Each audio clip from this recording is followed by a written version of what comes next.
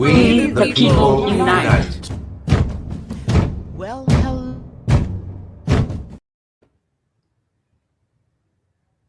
That's our intro, and it is August. And yes, I'm on the move this evening with a fireside chat. It's usually the triple A's, but unfortunately, I've sent those other two A's out on assignment to gather more intel for our show next week. But I am sitting here with two plus my M beautiful guests, and these men are all about our country. And we're going to take it from a different perspective tonight. So let me introduce you. You guys know Mo because Momo is always with us, but let me introduce Josh and Jim. So the double J's are in the house. Say hello, gentlemen. Hello, everybody. So great to be here today. Well, welcome. And as you know, we do have our folks out there. Hey, Katie, one of our roving reporters, angry Army vet. Always good to see you. Do I see Willette? Hey, Katie. Hello, guys. Long And time no see. hi, go ahead and shout them out. Say hello. It's good to have you guys. So tonight, guys, we're doing a fireside chat. It might be a little warm where you are, but hopefully we could dig deep because as the title says, Psst Men, we need you and we need you now. So we have a beautiful questions that we want to get to real quickly. But before I even start out, You're not drafting me, are you, August? yes, I'm definitely drafting I you. got bone spurs. I'm sorry, I can't do it. Are you ready to sign up for tonight? But keep that in mind. I want you guys to listen to this economic alert and you tell me your thoughts.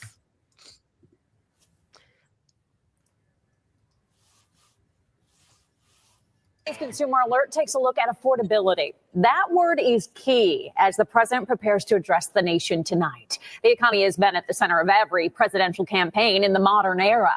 Deanna, you've been talking to experts and Rochesterians about the economy. Yeah. How are folks feeling? It's a pretty mixed bag, Nikki, and that's reflected in today's consumer confidence report. Folks are feeling better about the job market, but they feel pretty crummy about their bucks in the bank. That number fell in February, and that sentiment is consistent with what folks shared with me today. At tonight's State of the Union, President Trump is expected to repeat much of what he told the nation during his White House address in December. After 11 months, our border is secure. Inflation has stopped. Wages are up. Prices are down. That is not completely true, so says Bankrate's senior economic analyst, Mark Hamrick. One of the phrases the White House has used is prices are way down. Consumers know otherwise. So if you want to know how people are feeling about the economy, there is no better time to ask them than when they're buying groceries. So before we get into that, let's take it back over there to our guests. And the first question up is, how has this regime affected your lifestyle? Let's take it to you first, Jim. I guess I've been a little more cautious on bigger ticket items, if you will, and cautious on, a little more, do I really need that? Do I want that? Is it worth that anymore? Even as simple as, when you go into the grocery store and there's a bag of Oreos for $20 or $15, it's gotten ridiculous. I used to work for Nabisco many years ago. So when I look at the how out of hand prices have gotten, not just of their products, but all products. I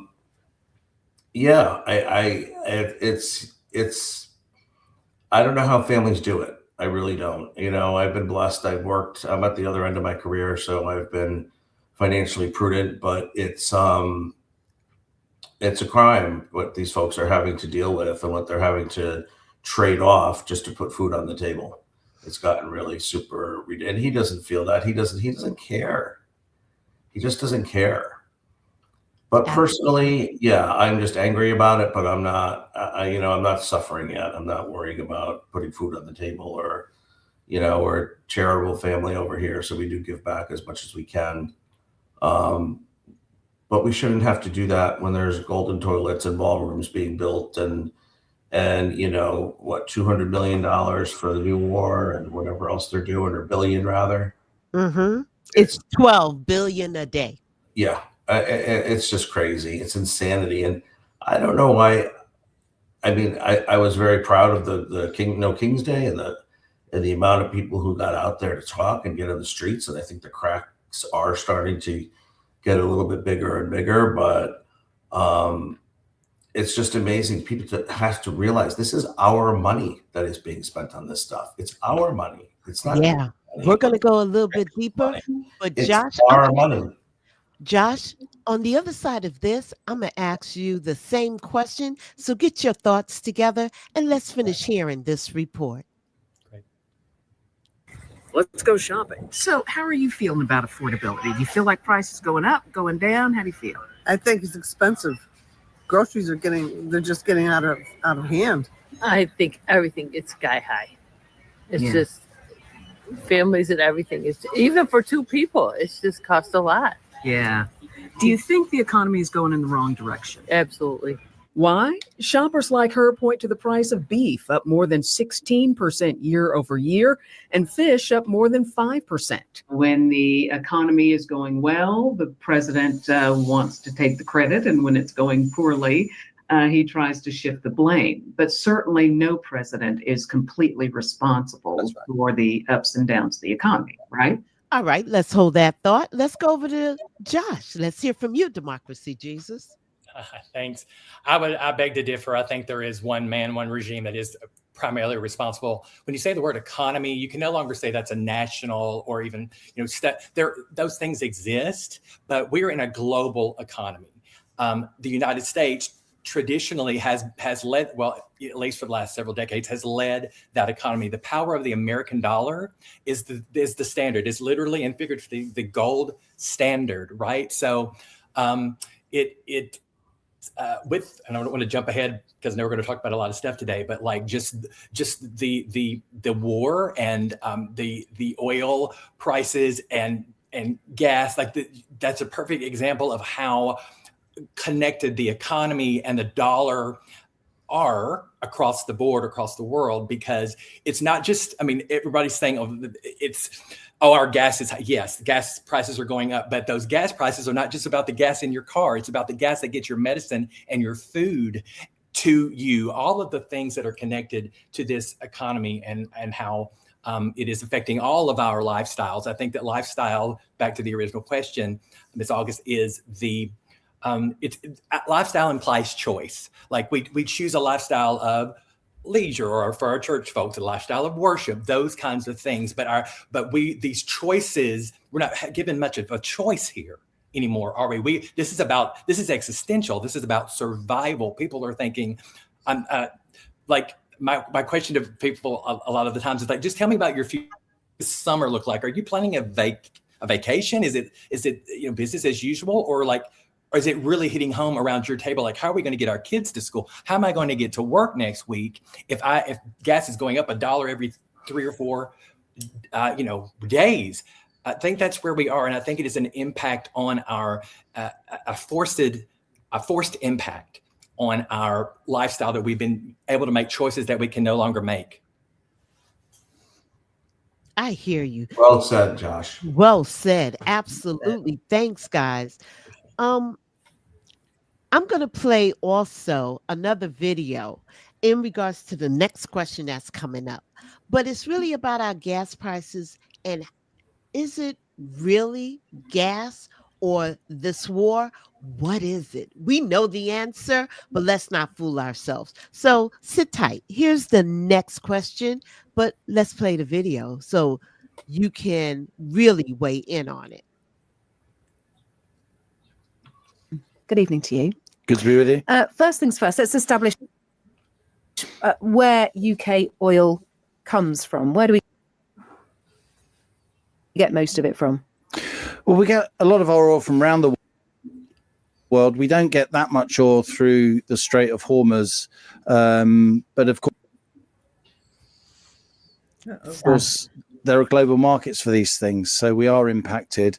We actually get an awful lot of our gas these days from the US. The US is now the world's biggest exporter of liquefied natural gas. I agree with Jeff from you just heard there from the States that this war does put domestic pressure on Trump because it pushes up the price of petrol, what the Americans call gas, of course, approaching $4 a gallon now, which is a very evocative thing in American politics. Americans don't like that. But there are lots and lots of American oil and gas companies that are making lots of money exporting oil and gas. You know, America had this incredible shale revolution from the mid-2000s onwards. They used to be the world's biggest importer of energy. Now they're under a lot of headings, the world's largest exporter of energy. So this isn't a 1973 kind of situation where the Americans themselves really need oil and gas from the Middle East because they're self-sufficient in oil and gas, largely. There are some variations on that, but that's the big picture.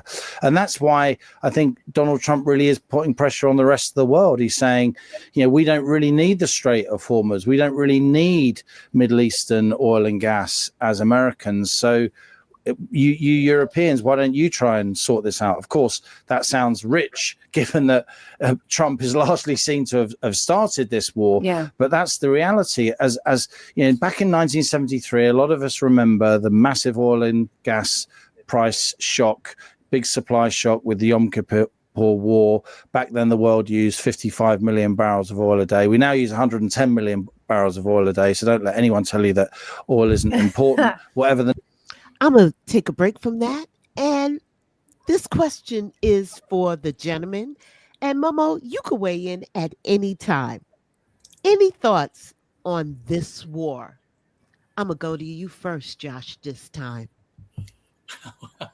Well, yeah, right. I think that we saw, as much as we want to sit here and grieve, I think we saw the writing on the wall. We saw that I think it gets back to a character issue. I don't need to be too broad-based here, but like what we are dealing with, the person and the people in charge here, y'all, are not like us. Just in the one realm of being billionaires, like they don't have our problems and we don't have theirs, right? That part, and then the mere character issue of we have a malignant narcissist and really an army of people that are protecting him every hour, that is willing to do anything and everything, despite his own family. Really, I mean, nothing. You cannot shame a malignant narcissist and will go to any extreme. He told us, he said, I will start, I don't know if you guys ever heard that quote, I will start a war. And that's what he has done because of the Epstein files, because he's going to do anything and everything in his power. And he's got a lot of it, right? Even he's claiming power that doesn't belong to him constitutionally or legally, but that does not matter to fascists.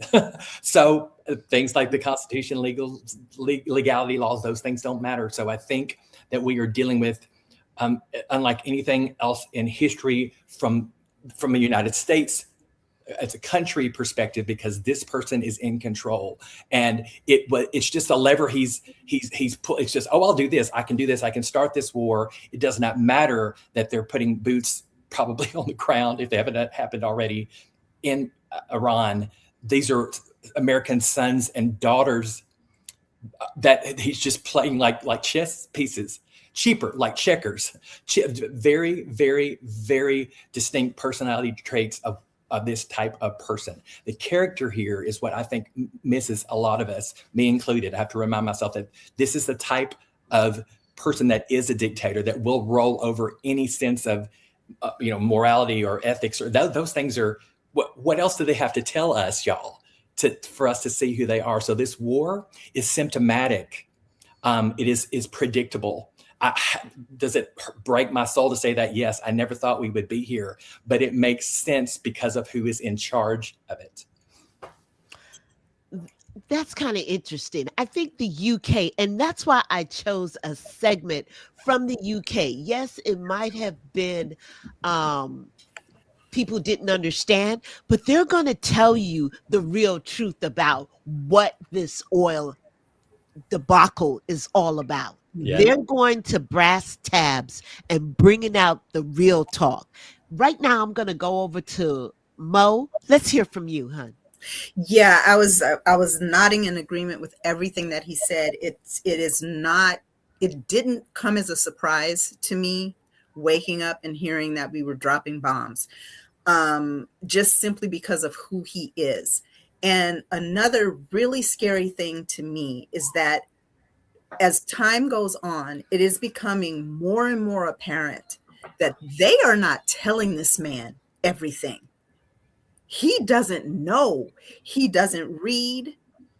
All he watches, if he watches TV, is Fox News, and they give him his briefings in little 2-minute snippets, like a toddler with ADHD. It's scary. It's scary to think that they are propping him up, and this man is just out here flying blind. When you hear him speak, like, yes, there's that cognitive decline that is obvious to everyone who listens to him. But when you hear him speak, it's also obvious that he does not have all the information when he's speaking to you.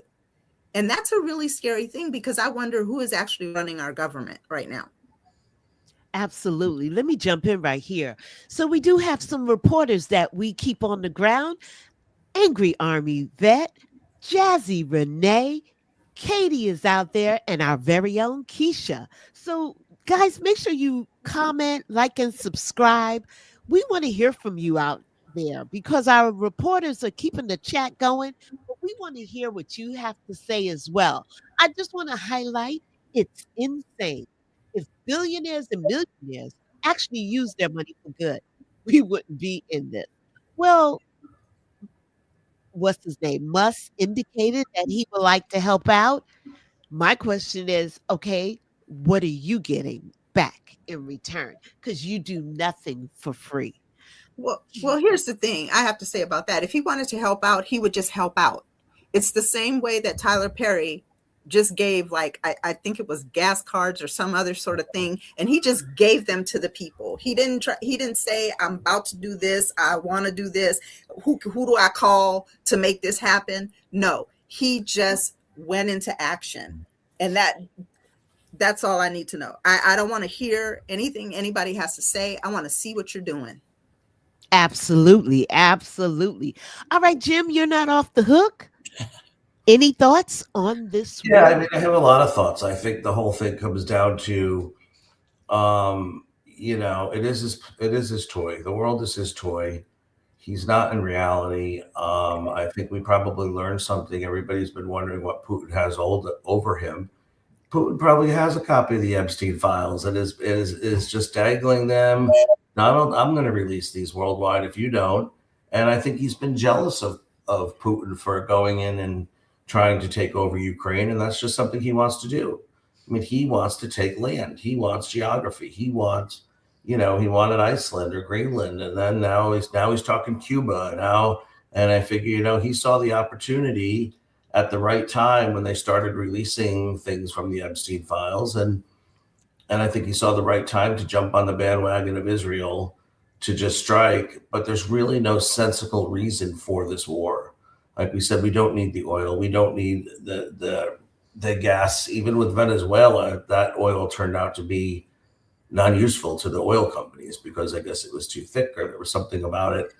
But yeah, I mean, I think this is just a war of vanity, and he doesn't care who dies. He doesn't care what happens and whether we win or lose or how many of our soldiers we lose. We're still going to win in his eyes because we've already won the war.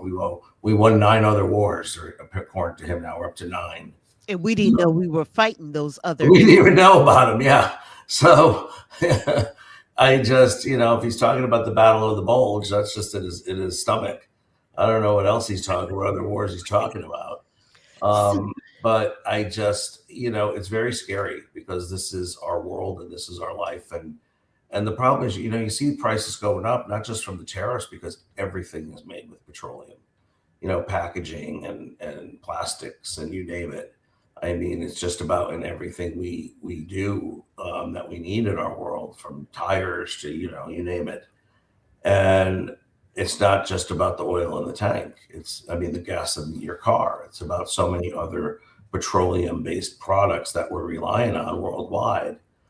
So, there's more to that meets the eye. But, I don't think the Iranian people are going to give up that easily. I think they're fighting for a mission and they're fighting for a religious cause. And you can't just pummel that. They are willing to lose their lives for their beliefs. Trump is willing to lose lives of people he doesn't know for his game, if you will. I don't know what else to say. It's just he's playing a big game of Risk. If you remember that old board game from the day, and he doesn't really know what he's doing. I'm going to jump in here. Thanks, Jim.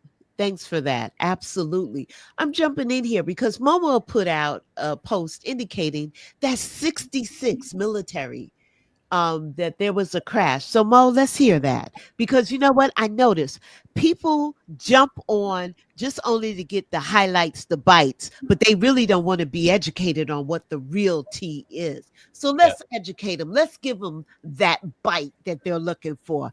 Take it away, Mo. Remember, Momo D66 in the chat is my hubby. So Yes, I've been texting him to try to find out what is that something that just happened. So I'm trying to look into that. So stay tuned. Okay. So as soon as we get that, Mo will definitely give it to us. But with that said, let me just go back to what the Brits are talking about, because they're really giving us true talk. The net zero people tell you it's still massively important. Fossil fuels still 60 to 70% of primary energy in this country. Big difference between the energy used and electricity generation, by the way. But the big picture here is that Trump, he's probably bitten off more than he can chew. This isn't Venezuela where you can just replace, a strata of the elite and the next strata of the elite will do what you want. It's a much, much more sophisticated place. The Revolutionary Guard now are vehemently opposed to anything that Trump wants. It's a big problem. But be in no doubt, yes, Jeff from Bloomberg there is correct that high petrol prices hurt the White House, and they do. But America is in a much better place to withstand an energy price shock than it has been at any time in our lifetimes. Okay, let's move on to the bigger picture, because this is where Donald Trump could be affected, and you can give me your experience across this. This is the prospect of a really huge shock in terms of the global picture and the risk of the world plunging into recession because of this. Now, this will affect Donald Trump. Absolutely. He can't ride high on his own voluminous oil supply on this one, can he? Absolutely. The world is, the economy is imperiled.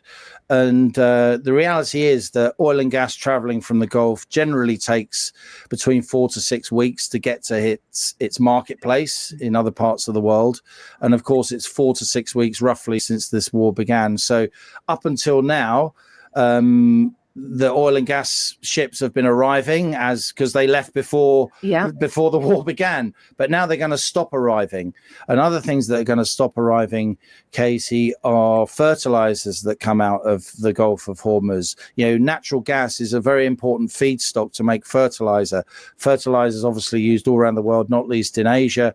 Unless that fertilizer gets drilled into the ground this spring, then you're going to have a big food shortage being if you like, bound into the future of the global economy, which will hit inflation. So we are in a moment of economic peril. I don't think yet, without wishing to sound negative just for the sake of it, which is not my style, but I do think that the implications of this energy price shock or this energy supply shock and the shock to other aspects of the economy which rely on fossil fuels, from the creation of plastics, polymers, through to fertilizer. These are just the most obvious ones. Oil and gas is in everything. I know it's not a trendy thing to say, but it just happens to be true. It's true from physics, in the way physics and chemistry and maths are true. It may not be polite polite to say it, but it's true. Yeah. And we're seeing that now big time. Look, All right. So with that said, Mo, how do you feel about this, what you're hearing? Well, I'm sorry. I was distracted. I was looking for that crash. It was actually a week ago. It happened in Colombia. And there were 128 people on board, 66 of which were military. And they were before some sort of ground action or something going on over there. I don't know if we have anything to do with that, but that's what that was referring to. Okay. Thanks Yeah. for that. Yeah, Mhm. let's pull up what Katie and Keisha and them was talking about. Just want to make sure we're highlighted. Only reason he got anything remotely right in the first term is because he had some competent people. Now he's got nobody. Good point, Katie. Good point out there. Absolutely right. Yep. Great point out there. Let's see what Keisha and Angry Army Vet is talking about. I like to highlight our comments because we love to hear from you. Remember to like and subscribe. Now would be a great time to up our investments in renewable energy. So right, Keish? Keisha, Absolutely. and he's using our tax money to pay firms that are putting windmills up farms by his golf courses, billions of dollars of our tax money not to build those wind farms. Yep. How does that square? Yep. Yeah. The grift and the corruption is just incredible. I mean, it's mind-boggling. But guys, I want to really read out Angry Army Vet because she is a vet. And as she indicated, you really don't know the level of sadness that comes from seeing those caskets come home at the airport. They give a great tribute, but it is truly sad seeing it and the family waiting for them. And it didn't have to be. These guys did not have to be on that wall. Right. That's the problem. Talk back to me, Josh. So it really hit home to me when there was a picture I'm sure many people saw of the regime. I don't like to even call names because it gets a bad taste in my mouth. Makes sense. What they are. The regime standing there with their, dressed up and saluting the people that they just murdered. That the people that they just sent to die, and they are saluting. What universe does that square in? Where we are watching this and seeing that picture, and it's the irony is not even. We need new words for this. First of all, we need new vocabulary for the world that we're living in now. So all of the other words have lost juice, and I found myself more speechless than ever when I see these pictures, these images that are so far away from just anything on a human decency level. They're so far removed from the rest of us, and it really sickened me to. I even posted about it. Just said these are let this city look what they're doing, and it's just reflective of the rest of what they've done and who they are. Yeah. And what sickens me, to your point, is the fact that he didn't even show up for some of them. And then on one of them, one of the servicemen that came back, he out and out lied and said that the family said, keep fighting the war and keep going. And I just want you to keep going and going. When the family came on air later and said, no, they never had that conversation. So can I just address Katie for 1 second? Katie, I don't know if your windmill thing. Yes, he hates windmills, and I may have misspoken, but I don't know if you understood what I was saying. He's paying a company billions of dollars not to put windmills up. Correct. They have a contract to put them up, but I think it's in Scotland. I'm not really sure, but they're putting it up outside of one of his golf clubs or something, and he's using our money so they don't put them up. He's trying to pay them off with billions of dollars so they don't have to even put the wind farm up. So But yeah, look at the benefits, though. I don't mean to cut you, but look at the benefits. Keisha is calling it out. Meanwhile, in Denmark, they have days where they don't have to pay for electricity because their wind turbines are working hard at producing energy. Is that ignorance or what? well, they're bird cemeteries, and they're making the whales go crazy or the sharks. Uh, It's all just stupidity. I don't know. It's just you can't even give it airtime. Honestly, it's just well, so we just want to call out some of our members. Thank you for joining us, May, Hey, and May. becoming a member. We really appreciate that. Please make sure you like and subscribe, become a member, and be a part of the team. All right, let's see what else is out there. I do have other questions. And my other question, I'm changing segments. And the reason why I'm going to change the segment is because as a father, a brother, and an uncle, and I'm pretty sure you guys fall into one of those categories, and husband, do you feel and how do you feel about women's rights being stripped away? I really want to hear from you. So who wants to take that? I'll take it. I have a daughter, and how dare he take rights away from her? How dare he? I mean, it's ridiculous. I mean, how anybody, I come from a background that nobody should be judging anybody else for anything. Mind your own business, stay in your own lane, and do what you're going to do. So it's kind of like when we're judging whether people are coming over the border or whatever, we're judging someone for the way they dress, the way they look, the way they drive, the way whatever. It's just like kind of mind your own business. And for them to go backwards on these rights, I saw something else. He was doing something. There was another vote with the gay rights, something about the concentration or the conversion camps, and is getting turned over, which I didn't fully know the whole story that's going on, if they're trying to allow them again or whatever. But I mean, the whole thing is just absurd. And why women aren't out there, attacking him on the street, I don't get it. How dare he goes after, not just the abortion, but now the voting. And, he's made comments about driving. He's made comments about everything. And I just find it deplorable. I mean, it's unconscionable. There's no other way to put it. Interesting. So you use that Hillary Clinton catchphrase. Deplorable. Word, I'm like, oh, no, there's Hillary coming out of me. Okay. Lori is saying SCOTUS overturned the conversion therapy ban for minor children. When was this, Lori? Today, I think. Today.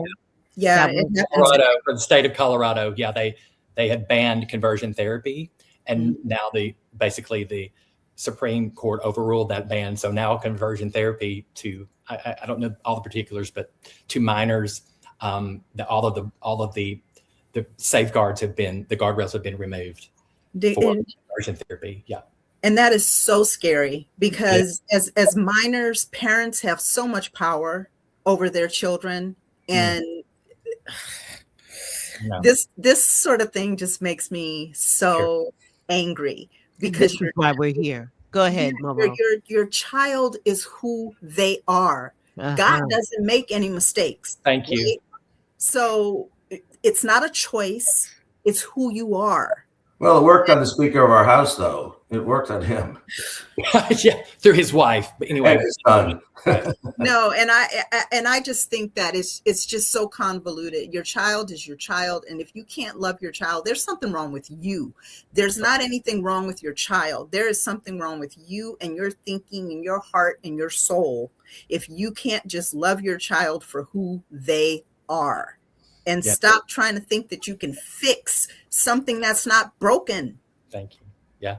Thank you for that. Yeah. I mean, I just from really personal, and you can call it professional experience as well. But my husband and I have been pastors for the better part of 15 years, and that is Christian evangelical pastors that happen to be gay, not the other way around. We're Jesus people first, and then we happen to be white. We happen to be gay. So knowing firsthand, I can frame it like this: there's a special brand of hurt. We heard, if you've been to church, you heard talk about church hurt, and Right. we say, you ain't been hurt by church, you ain't been to church, okay? Right. But there's a special brand of that church hurt that only LGBTQIA plus people understand. Mhm. And every Sunday that we have opened up our doors, we don't call ourselves the gay church. We just call it the church because we believe that that's what that it was, it originally meant. And I know folks on here, you don't have to be a believer, you don't have to be anything to maybe understand that this big C church that, and I think this relates to the question about women, is that the big C church is not just in and around, it is in the Oval Office. Mhm. And it's a long game, right? They have confiscated, and the state, the church is no longer, there's no divine, the church forced itself, sound familiar, on the state. And now everything that comes through that Oval Office, through the executive branch down to Congress, over especially the last 10 years, has come from the church. LGBTQIA plus issues, abortion issues, those are not governmental issues. Those are religious issues. Yes. So therein lies the problem. And so with what has happened, I think also what burns all of us inside is that we fought these fights. People have died, generations have fought these fights for women and for gay people. And we are wait a minute, whiplash, we're coming to go back and refight and lose the rights, because once we lose these rights legally, Supreme Court, it's so much harder to get them back. We already won this. And like, you're talking to someone who, all the women in my life, all the women, or maybe who is sitting here today, I would not be breathing and sitting up without the women in my life. And I know this because it is the church control here. All the C's, the big C church control, is that they, the manipulation, it's all about the control of women, the control of the church, to say that, hey, look, from the White House, God is on our side. God is sanctioning this, when that could not be any further from the character of the real Jesus. Could not be any further from that. And I think you got me waving my hands. I'm in church right now. Preaching right now. It couldn't be. And then you see the church in America going into every Sunday and supporting this. We're like, where are we? How can you even put these names in the same sentence, much less support what is going on? And it is about the control, of women's bodies, so them back in that very, very, very traditional biblical, example, if you would say, of where a woman should be. And it breaks me. They're all different experiences, yes, but for Black folks, especially Black women, and then gay people, and then women, and all of these, like, there's some similarities here. Like, my gosh, like we can all be allies to each other, because we know what we have fought for and won, and now we're going backwards. So it is because the church is 1,000%. The big C Christian evangelical church is 1,000% responsible for the racism, for the homophobia, and all the agonies and phobias that come underneath that. They are responsible, and because they are where they are, you guys, because they have landed, and it's this long game for them.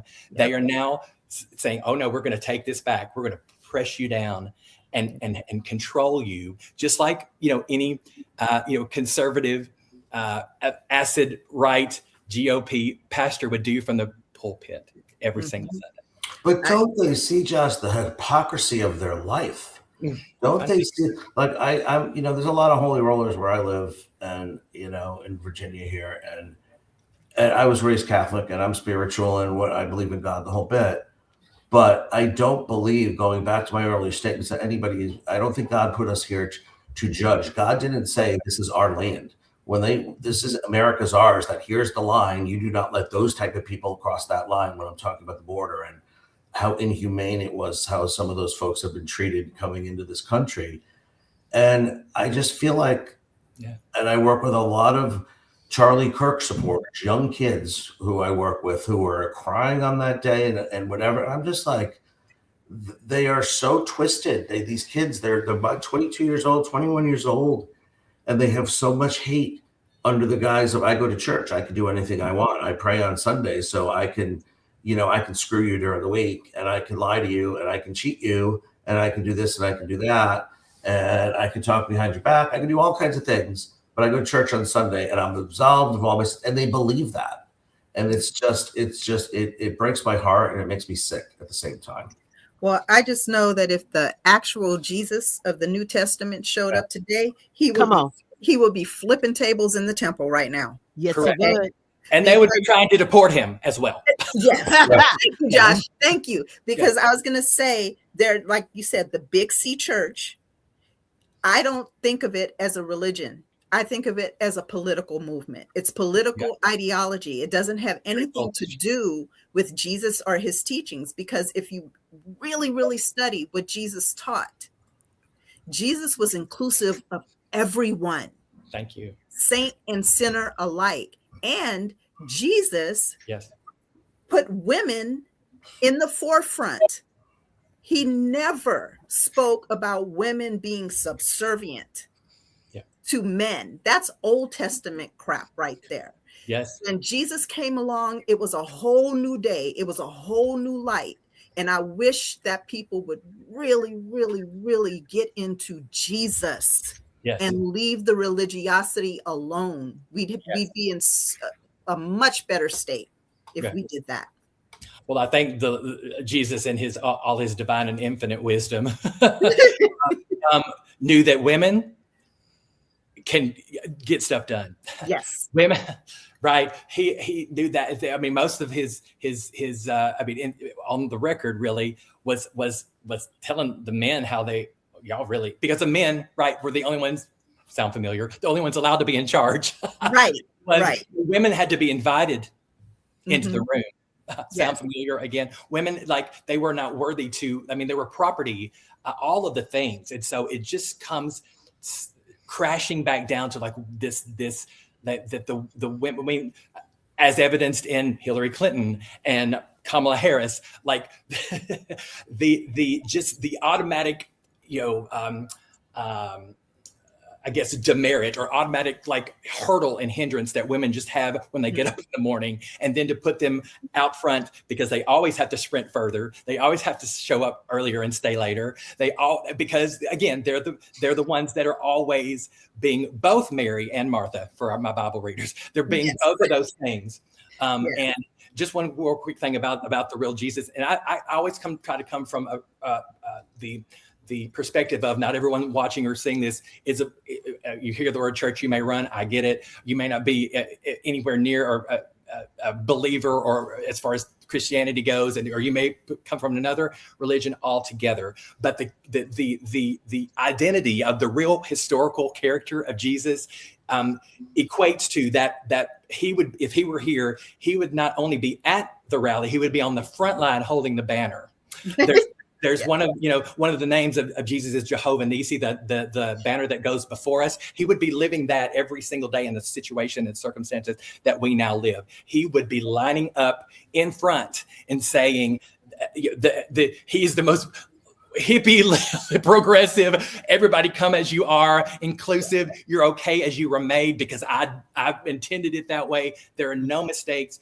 That is who just the historical part of who he was when he lived here. So again, the dichotomy and the separation from what that is to where we are now and how they are using him every single day and abusing his real name, his real reputation, his real identity.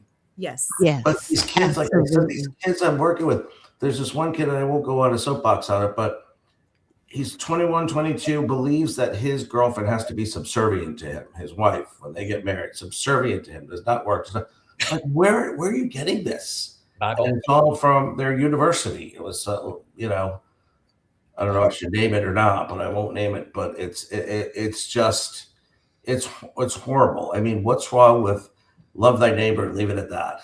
Yeah. And that pretty much carries us through the whole globe. Those are the top 2 commandments, right? Yep. God with all your heart, soul, and mind, and love your neighbor as yourself. I mean, that's not why we complicate that, right? If we are believers and the people that are in charge that say that they are Jesus people and Christians, that they are not following those top 2. In fact, it's the opposite. Yeah. Right. I agree.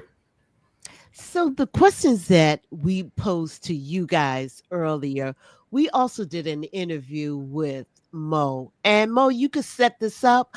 I'm trying to see if it will play. It looks like it's not playing for me, but go ahead and set it up because I really wanted to get him in. Yeah.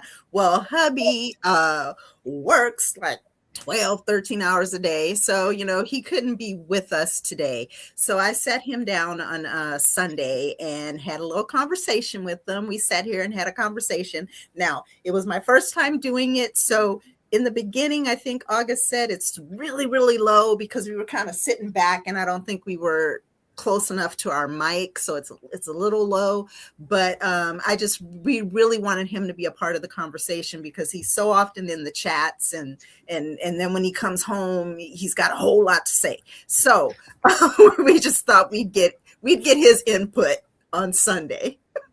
Absolutely. Let me see if it will play for me. I don't know, it's just spinning right now and I can't seem to get it to play. Do you think it has anything to do with Johnny Walker in the background? I'm not sure. But I'll continue to work on it. And the next question up to try to see if I can bring it to us. The next question is, I want you to really, really lean into this question with your answers. Please, Josh, and please, Jim, and Momo as well. How can we engage our young people? Facts.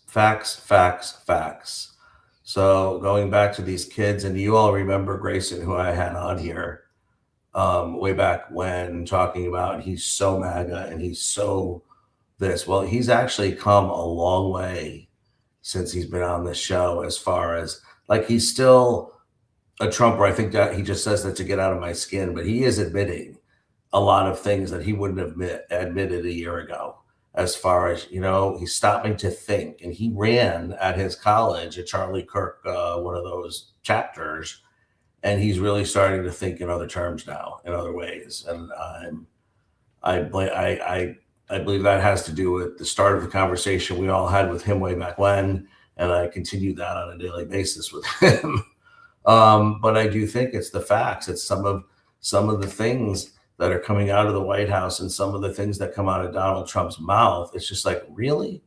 Like they're going to school as boys and they're coming back as girls. Who's doing the operation? Are the students doing it? Are the cafeteria women doing it? Is the principal doing it? Are they using the science lab? Are they using the gym? Where are they doing these operations? Now, what do they do with the spare parts? So when they chop the penises off, are they in jars? Are they selling them at the Christmas bazaar for the school? And you start asking these questions and their head spins.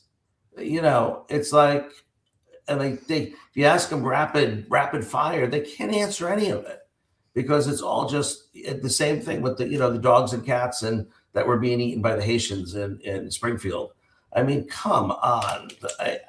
And people believe it. Like they've gotten so conditioned not to use their brain. I don't need to use my brain. TikTok tells me what it is.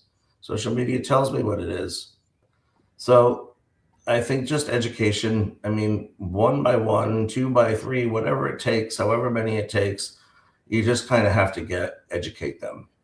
And you have to listen and understand that they are brainwashed, and you got to get them to a point where they actually have to use their brain to sort through the bullshit. So like with the whole transgender thing where you send your kid home and they come back, and Trump believes that. He says that all the time. So I just believe that's what we can do to help the younger folks. All right. Josh, take it away.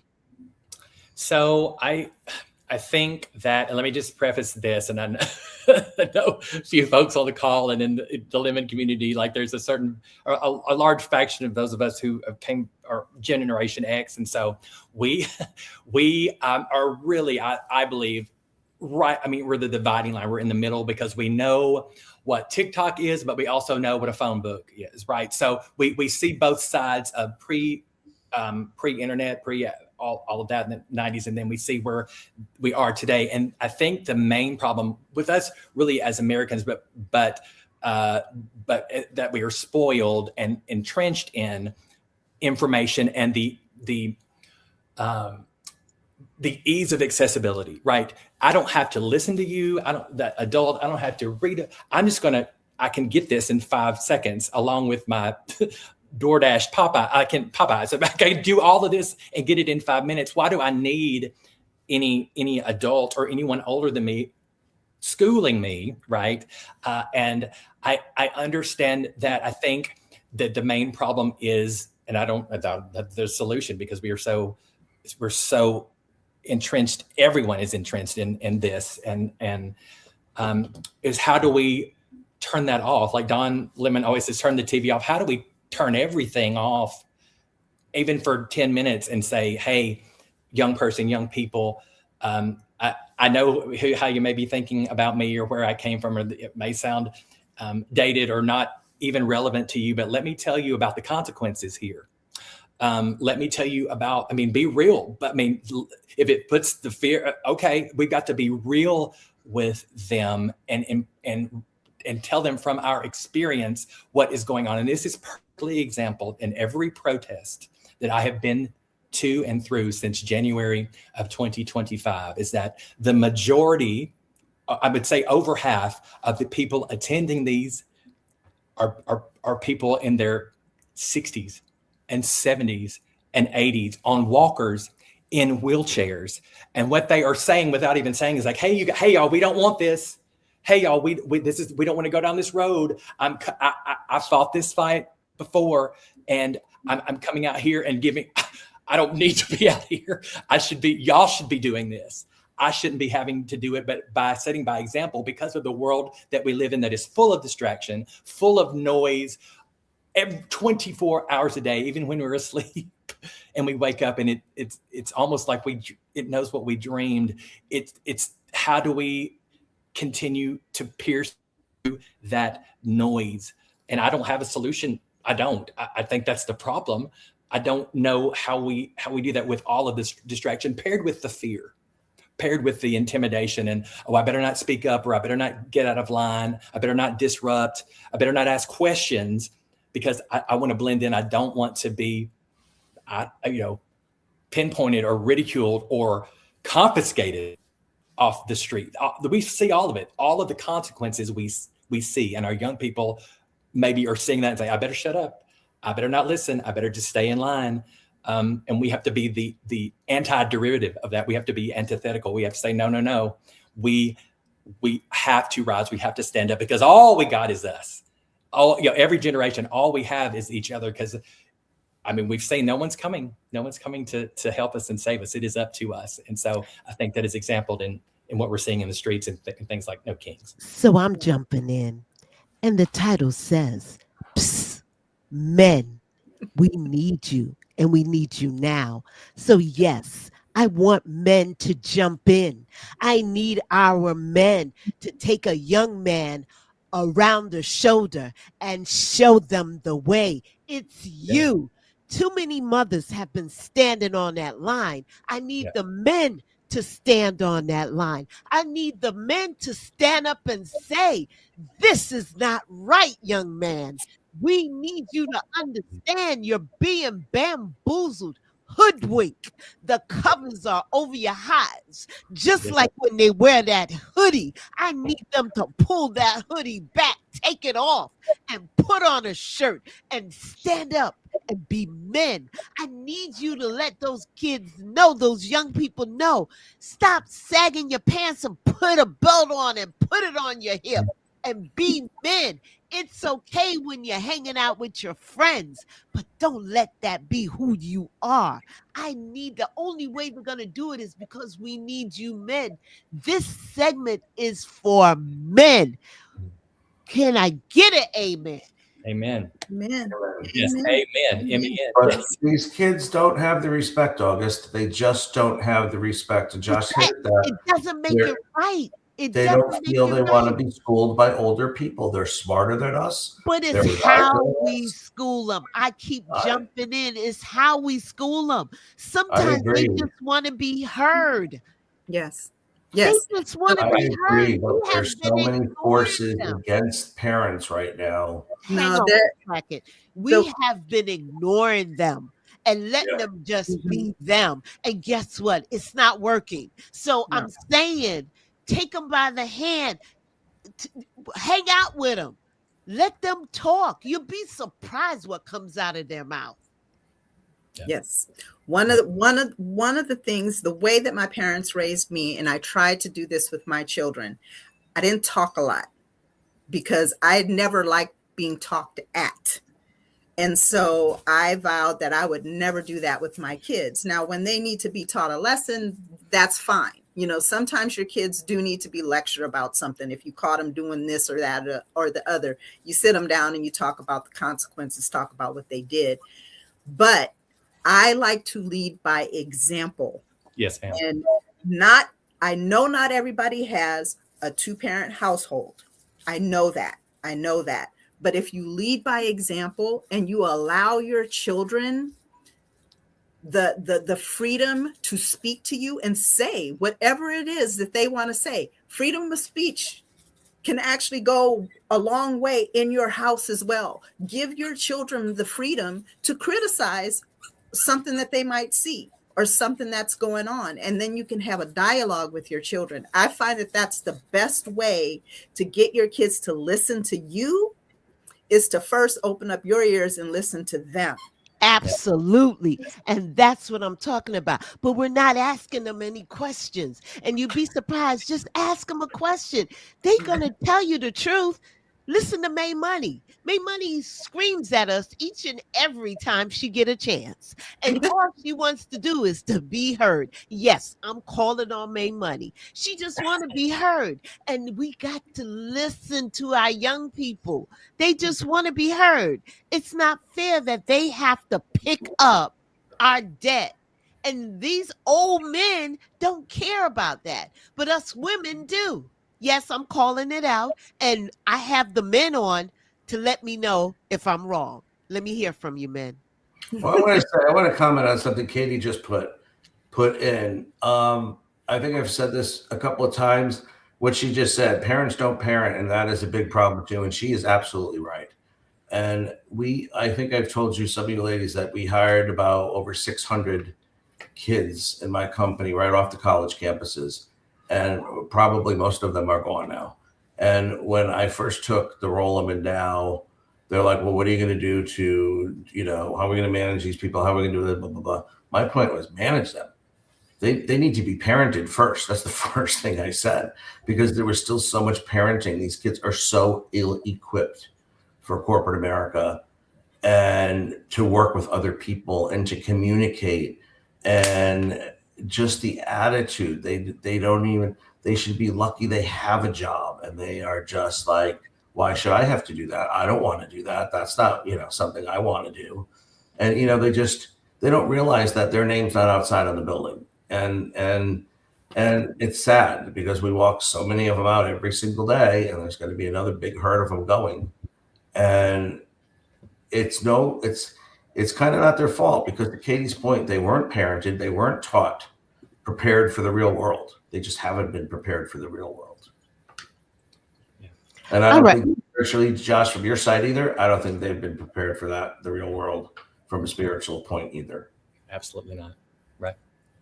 So guys, I'm going to try this again and try to see if we can hear from Momo. Let's take it away. Tonight we're going to do something a little bit different. Since my husband could not join us on the program live tonight, I'm going to ask him a few questions that's relevant to tonight's show, and I invite you in to listen to our conversation.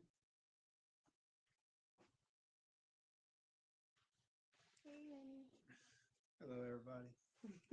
This is my husband, Mike. Mike, this is everybody. Hi, everyone. Okay, well, tonight we just want to get more of a man's perspective on the things that have been going on lately. We are usually a cast of females, and so, the perspective is a little limited. So we thought we'd invite some men to the show tonight to get your views and feelings on things that have been going on lately. Are you sure you want a man's point of view? You definitely want a man's point of view. Have you not seen the shit going on in Washington? Yes, we have, and that's what we want to talk about. That's a man's point of view, haven't it? That's a particular man's point of view, not every man's point of view. It's a lot of them, though. It's a lot of them. Yeah, this is true. This is true. Well, let's get started. How has this regime affected your life in particular? Meaning, like, day-to-day life, Day to day, your overall view, your lifestyle, your thinking, just how has it affected you? my thinking. Well, it has changed and it hasn't changed. I'm a simple man. I live a simple life. So, like, day-to-day hasn't changed. My long point of view has changed. I guess I have realized that we've been conditioned to believe that our country is the greatest. That we are freedom fighters. We are just the best in the world. But you stand back and you look at it, it's like, no, I was just born here. Right. And I'm told to pledge to a flag.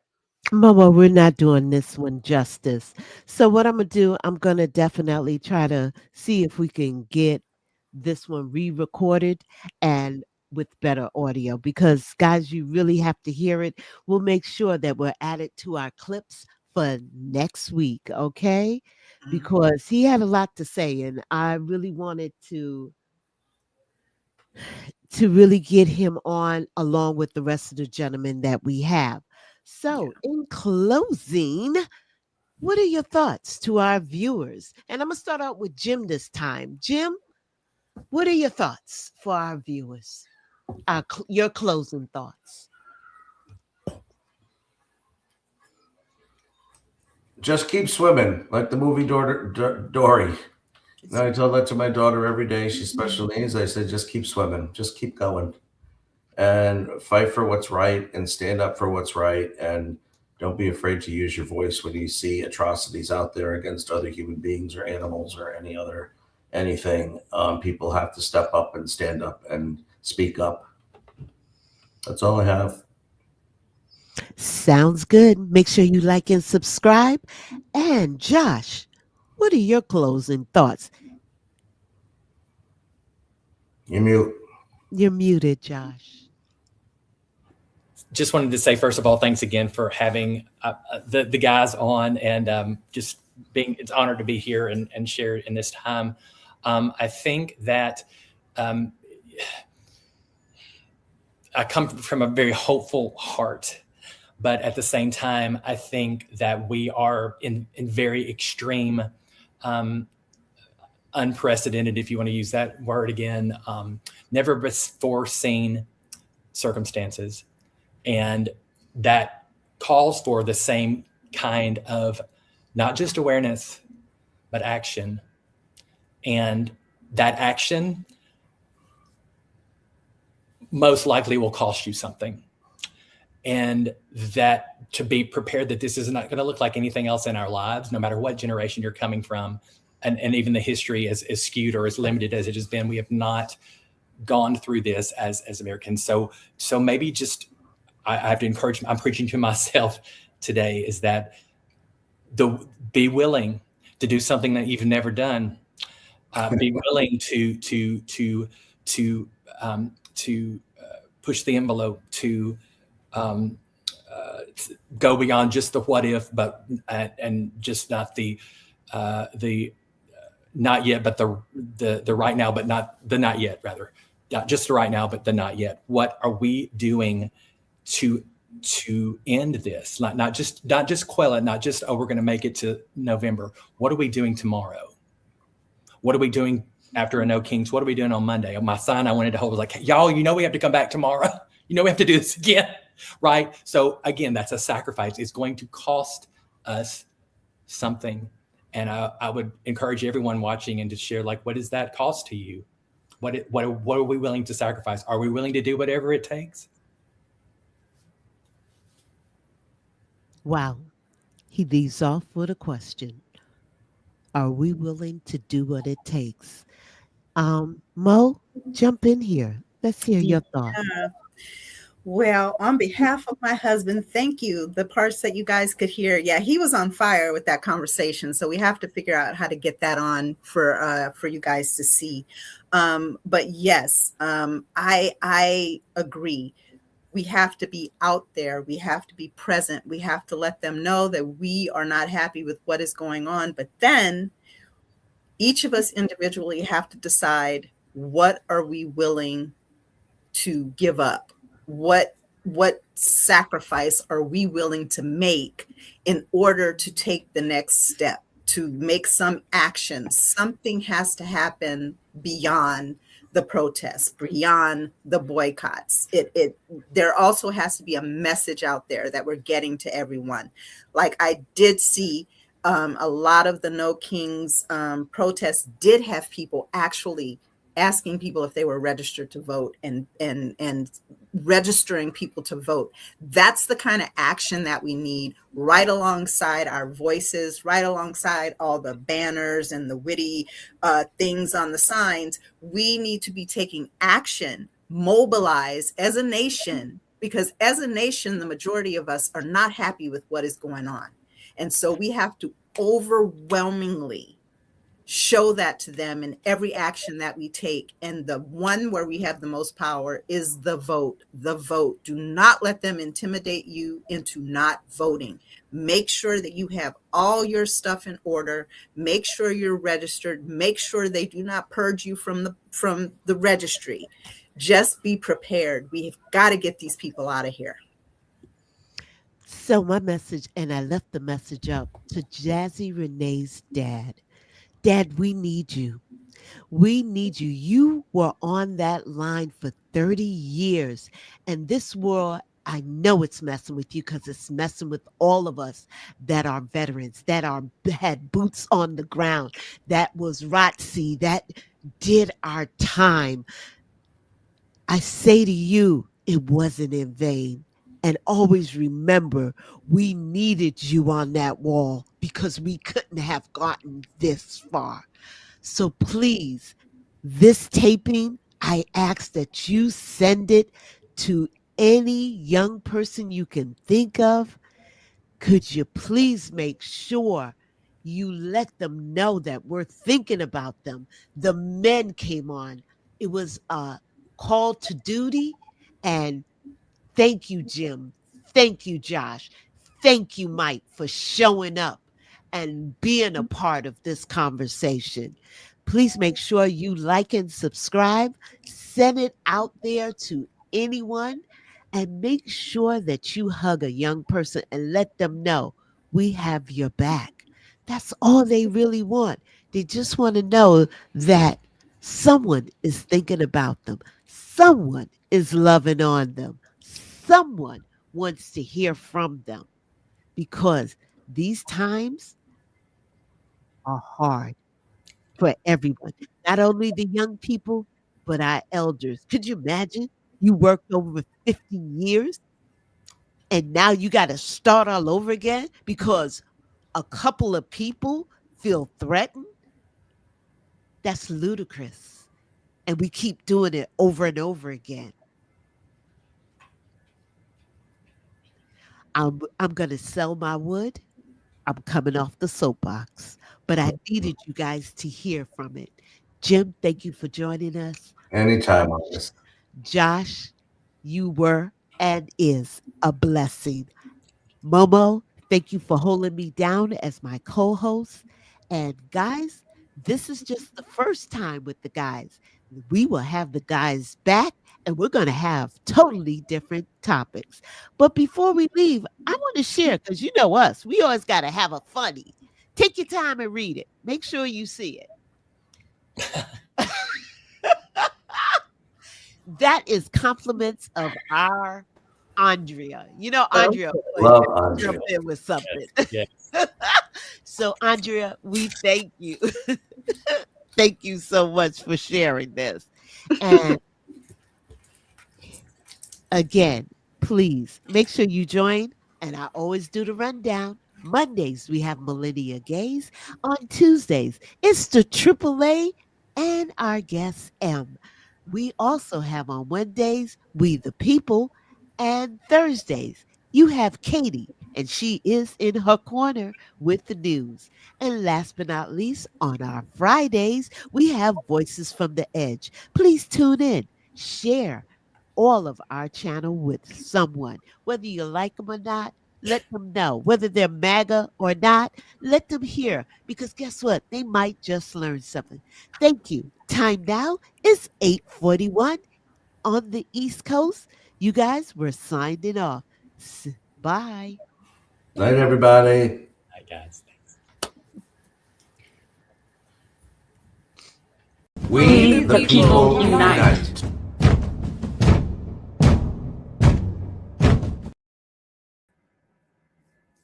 Okay.